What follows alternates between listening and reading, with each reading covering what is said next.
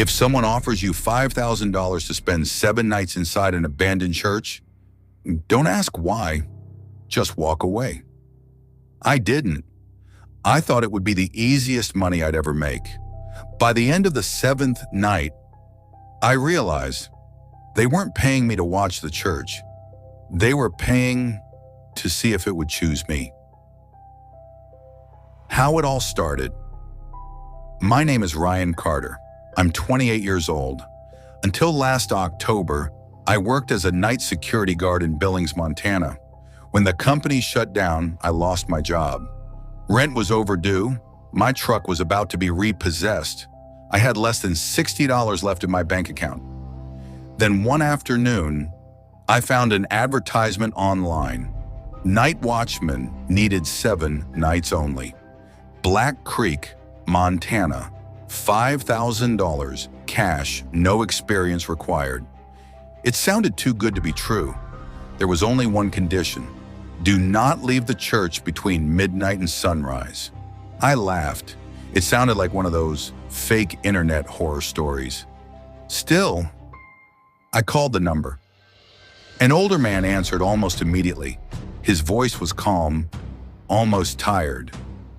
You called about the church? Yeah.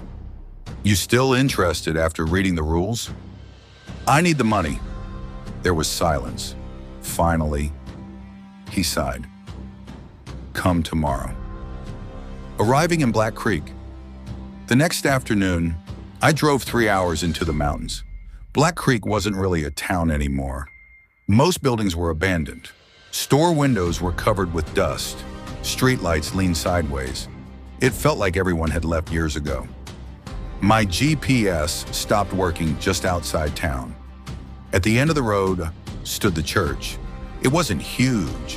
White paint peeled from the wooden walls. The stained glass windows were cracked. A tall bell tower rose into the gray sky. Even during daylight, the place felt wrong.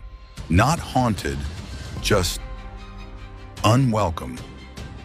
Meeting the caretaker, an elderly man stood outside the entrance.